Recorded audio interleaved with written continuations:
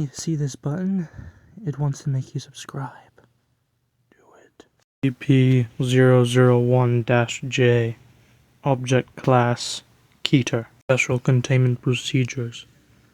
The location of Site-00 where SCP-001-J is to be kept must remain an absolute secret. To the end, Site-00 will be guarded entirely by automated defense systems and will have no living staff whatsoever. SCP-001-J itself will be kept locked in a cube made entirely from tungsten carbide, which is itself inside of another cube made of tungsten carbide, which will in turn be placed at the bottom of a 3-kilometer-long elevator shaft.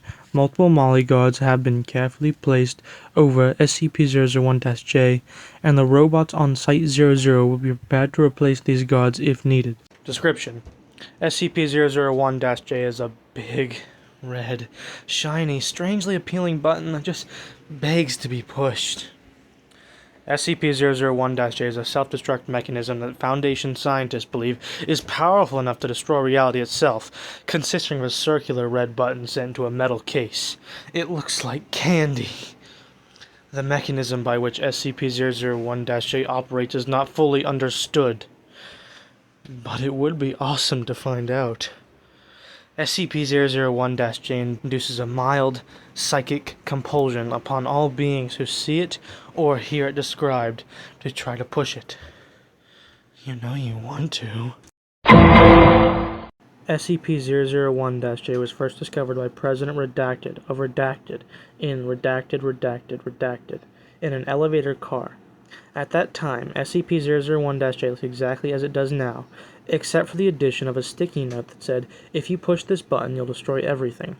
The President managed to fight his compulsion to press SCP-001-J long enough to remove SCP-001-J from the elevator and lock it in the closet of his office. Afterward, he contacted Redacted, known to us as the Founder, and charged him with creating a special organization with the specific goal of preventing SCP-001-J from being pressed, either by careless accident or by deliberate malice, and also with the goal of protecting humanity from monsters and stuff. Redacted agreed, took SCP-001-J, and hid it under a pile of old socks in his basement. Redacted spent the remainder of his life sitting on his porch, using a shotgun to fend off miscreants on his lawn who were suspected of being SCP-001-J sympathizers. The millions of dollars he made on the stock exchange were used to create a trust fund that was the basis of our Foundation. Since Redacted died and the Foundation was set up to replace him, there have been Redacted attempts to press SCP-001-J before Site-00 was relocated to Antarctica. Redacted.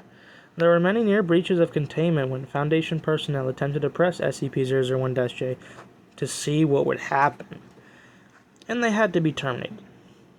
There have also been numerous attempts by the Foundation enemies to retrieve SCP-001-J, particularly the Order of Sacred Button Pushers, who have sworn to stop at nothing to capture and press SCP-001-J.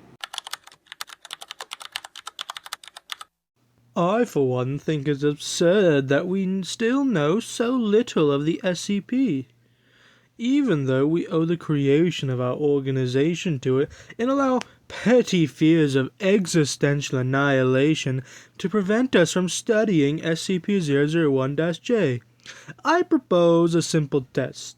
Using a remote-controlled drone, we will gently tap the outer surface of SCP-001-J. If my calculations are correct, only a tiny portion of everything will be destroyed, and the probability that we will be part of that tiny portion is astronomically small. Wow. I guess it never would have been possible, but that might have been the dumbest thing I've ever heard. Hey guys, it's me, a friendly neighborhood, 05 council member. And I'm here to tell you that that last scientist, his name was Dr. Blog. And he was sent to the psych ward. You will not be hearing any more dumb ideas from him, okay? Recently, many instances of objects that superficially resemble SCP-001-J appeared on the internet and elsewhere. Although they seem to share the meta effects of SCP-001-J reality-destroying properties, they have not been confirmed. Research into possibilities of using these devices as a prevention measure against people pushing SCP-001-J has been postponed due to the number of researchers who started pushing buttons and refused to stop. In relation to Addendum 3, researchers unable to stop pushing SCP-001-J lookalikes appear to have chronic addiction, in that though they are now physically reliant on pushing SCP-001-J lookalikes, the affected have been admitted to redacted hospital in redacted for Foundation monitoring. Further assistance is recommended, but how it should be carried out will be the subject of further discussion.